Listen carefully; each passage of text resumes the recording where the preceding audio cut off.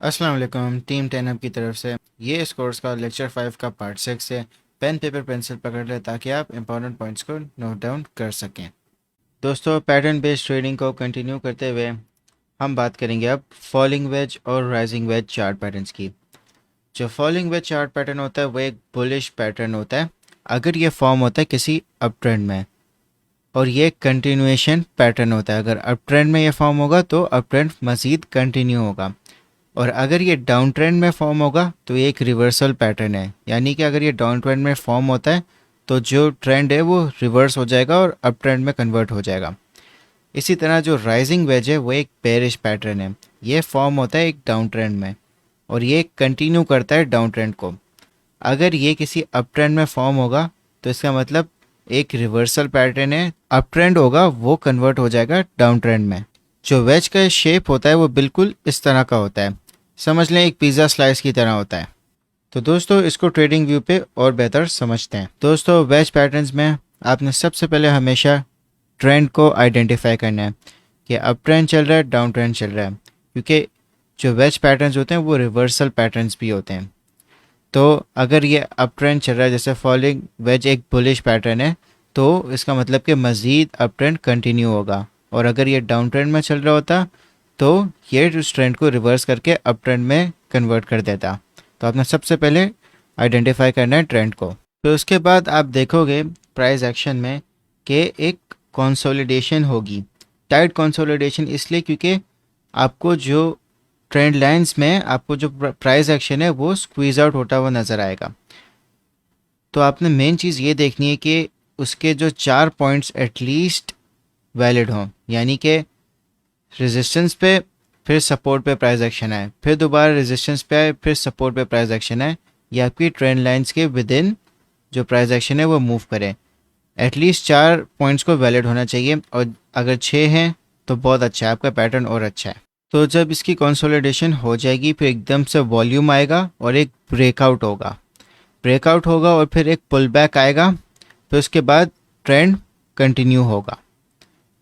तो आपने जो ट्रेड लेनी है वो आपने पुल बैक के बाद लेनी है, और जो आपका स्टॉप लॉस होगा वो आपकी लोअर इस ट्रेंड लाइन के बराबर होगा, और जो आपका टारगेट होगा वो वेज पैटर्न की हाइट के बराबर होगा, जो आपका टेक प्रॉफिट बनेगा यहाँ पे जब आप ट्रेड करोगे।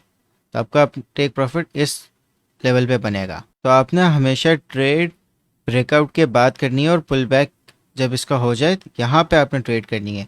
आपने इस लेवल्स पे ट्रेड नहीं करनी, क्योंकि ये पैटर्न फॉर्म हो रहा होगा, आपको नहीं पता कि ये पैटर्न वैलिड है या नहीं होगा। तो आप हमेशा ब्रेकआउट का एटलीस्ट वेट करना और ट्रेंड लाइंस बना लेना, और ये जो पॉइंट्स अगर ये वैलिड हैं तो फिर आपका पैटर्न सही है। तो आपने ट्रेड इस पॉइंट पे करनी है और अपना स्टॉप लॉस यहाँ पे रखना है इसकी लोअर ट्रेंड लाइन पे। अब जो राइजिंग वेज है वो बिल्कुल ऑपोजिट है फॉलिंग वेज का।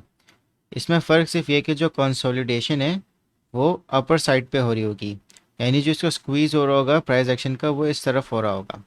तो आप देख सकते हो कि आपको सपोर्ट और रेजिस्टेंस पे 4 कन्फर्मेशंस होंगी, फिर उसके बाद एक ब्रेकआउट होगा और फिर एक पुल बैक होगा, फिर उसके बाद मज़ीद डाउन ट्रेंड में चला जाएगी प्राइस एक्शन। स्टॉप लॉस आपका इसकी अपर ट्रेंड लाइन पे होगा, और जो आपका टेक प्रॉफिट होगा वो इसकी हाइट के बराबर होगा, बिल्कुल ऑपोजिट जो आपको फॉलिंग वेज में समझा है। आपने बस ये प्रॉपर्टीज़ को याद रखना है, क्योंकि जब आप इन प्रॉपर्टीज़ को याद रखोगे तो आपको सही से पता चलेगा कि ये वेज पैटर्न नेक्स्ट मूव क्या करेगा। तो आप इन प्रॉपर्टीज़ को नोट डाउन कर लो। तो दोस्तों, जैसा कि आप देख सकते हो कि एक अप ट्रेंड चल रहा था, फिर उसके बाद ये फॉलिंग वेज पैटर्न फॉर्म हुआ। आप इसकी कन्फर्मेशंस देखो कि यहाँ पे इसका फर्स्ट टच हुआ, फिर यहाँ सेकंड टच हुआ, फिर थर्ड टच हुआ, फिर फोर्थ टच हुआ, फिर इसका ब्रेकआउट हो गया, और किस तरह आपके एग्जैक्टली टारगेट से काफ़ी ऊपर ये ट्रेंड कंटिन्यू हुआ। तो वेज पैटर्न्स को आइडेंटिफाई करना बहुत आसान है। तो अगर आपने ब्रेकआउट के बाद पुल बैक पे ये रेड कैंडल पे आपने ट्रेड ली होगी और अपना स्टॉप लॉस इसकी लोअर ट्रेंड लाइन पे रखा होगा, आप कितना मतलब फिर भी आसानी से आपका टेक प्रॉफिट हिट हो गया, बजाय किसी भी तरह भी आप लॉस में नहीं आए। तो दोस्तों, जैसा कि आप देख सकते हो कि एक डाउन ट्रेंड चल रहा था, फिर यहाँ पे एक कंसोलिडेशन हुई एक शॉर्ट अप ट्रेंड के फॉर्म में, और आपको नज़र आ रहा है एक राइजिंग वेज पैटर्न। तो जैसा कि आप देख सकते हो कि यहाँ पे इसके पहला पॉइंट कंफर्म हुआ, फिर यहाँ दूसरा हुआ, फिर यहाँ तीसरा हुआ, फिर यहाँ फोर्थ होके ये ब्रेकआउट में चला गया। तो अगर आपने यहाँ से भी अगर शॉर्ट किया है और आपका स्टॉप लॉस यहाँ पे, तो तब भी आपका हिट नहीं हुआ और ये मज़ीद नीचे तक ये कंटिन्यू हुआ। तो आप देख सकते हो कि ये कितना मतलब ऑथेंटिक तरीके से आपको स्टॉप लॉस भी बताता है और आपका टेक प्रॉफिट भी। मगर ट्रेड आपने हमेशा ब्रेकआउट और पॉइंट्स की कंफर्मेशन को देखते हुए करनी है। और क्या आपका सबसे पहला स्टेप यही होना चाहिए कि ट्रेंड क्या था और क्या इसकी वेज पैटर्न की प्रॉपर्टी लग रही है। जैसे एक डाउन ट्रेंड में जो राइजिंग वेज होता है वो मज़ीद डाउन ट्रेंड को कंटिन्यू करता है। तो आप प्रॉपर्टीज़ को याद कर लें। तो वेज पैटर्न्स को हमने बहुत अच्छे से कवर कर लिया है कि कैसे आइडेंटिफाई होते हैं और कैसे इन पे ट्रेड करनी है।